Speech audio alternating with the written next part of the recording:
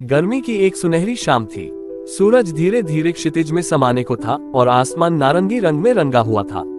गंगा नदी के किनारे बसा हुआ गांव शांतिनगर अपनी सरलता और रहस्यों के लिए प्रसिद्ध था। इस गांव में राजा विक्रमसेन का प्राचीन महल था जो अब वीरान पड़ा था। गांव के बुजुर्ग कहते थे कि इस महल में कई रहस्य छिपे हैं, लेकिन कोई भी साहस करके उन्हें जानने की कोशिश नहीं करता था। गांव का एक होनहार युवक राजू इन कहानियों को सुनकर हमेशा रोमांचित रहता था। राजू एक जिज्ञासु और साहसी युवक था। उसने बचपन से ही पुरानी किताबें पढ़कर इतिहास और रहस्यमयी घटनाओं में रुचि लेनी शुरू कर दी थी। उसे हमेशा लगता था कि इस महल में कोई बड़ा रहस्य छिपा हुआ है जिसे जानना आवश्यक है। एक दिन जब राजू अपनी किताबों को उलट पलट रहा था, उसे अपने दादा की एक पुरानी डायरी मिली। उसमें लिखा था कि राजा विक्रमसेन ने अपने अंतिम समय में एक रहस्य को महल के अंदर गुप्त कमरे में छिपाया था। इस सुराग ने राजू की उत्सुकता और बढ़ा दी। वह उसी रात अपने मित्र अजय और रीना के साथ महल की ओर चल पड़ा। महल के बड़े बड़े दरवाजे खंडहरों की तरह प्रतीत हो रहे थे।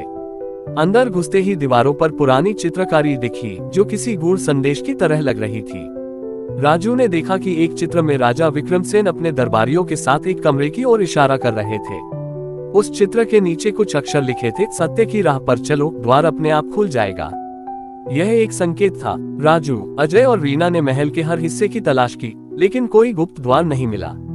अचानक रीना की नजर एक पुरानी किताब पर पड़ी। जब उसने उसे खोला तो उसमें एक विशेष पृष्ठ पर राजा विक्रमसेन की हस्तलिपि थी जिसमें एक पहेली लिखी थी।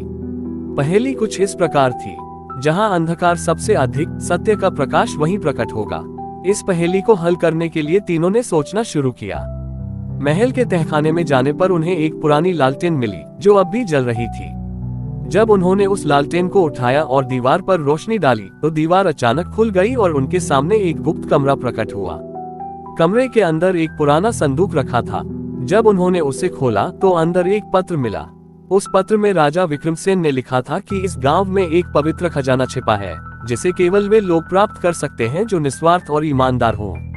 राजू और उसके मित्रों को समझ में आ गया कि राजा विक्रमसेन ने ये रहस्य गांव वालों के भविष्य के लिए रखा था। उन्होंने वह पत्र गांव के मुखिया को दिया, जिसने पूरे गांव के लोगों को इकट्ठा किया।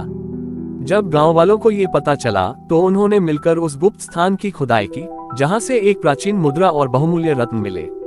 ये सभी वस्तुएं राजा विक्रमसेन के काल की थीं, लेकिन ये केवल शुरुआत थी। संदूक के अंदर एक और पत्र मिला जिसमें ये लिखा था कि यह खजाना केवल एक भाग है, बाकी हिस्सा महल के पास बनी प्राचीन बावड़ी में छिपा है। राजू और उसके मित्रों ने बावड़ी की ओर प्रस्थान किया। बावड़ी अब टूट फूट चुकी थी, लेकिन उसके गहराई में एक पत्थर पर राजा विक्रमसेन का चिन्ह बना हुआ था। राजू और उसके मित्रों ने गांव वालों की मदद से उस पत्थर को हटाया और वहां एक और संदूक मिला। जब उसे खोला गया तो उसमें सोने के सिक्के, आभूषण और कई ऐतिहासिक दस्तावेज मिले जिनमें राजा विक्रमसेन के शासनकाल की कहानियां और उनके न्यायप्रियता के प्रमाण थे। इस खोज ने न केवल राजू को एक सच्चे खोजकर्ता के रूप में स्थापित किया, बल्कि पूरे गांव को समृद्ध बना दिया।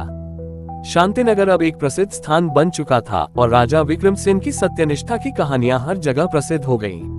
राजू की इस खोज ने यह सिद्ध कर दिया कि अगर हम निडरता और बुद्धिमत्ता से काम लें तो हर रहस्य को सुलझाया जा सकता है।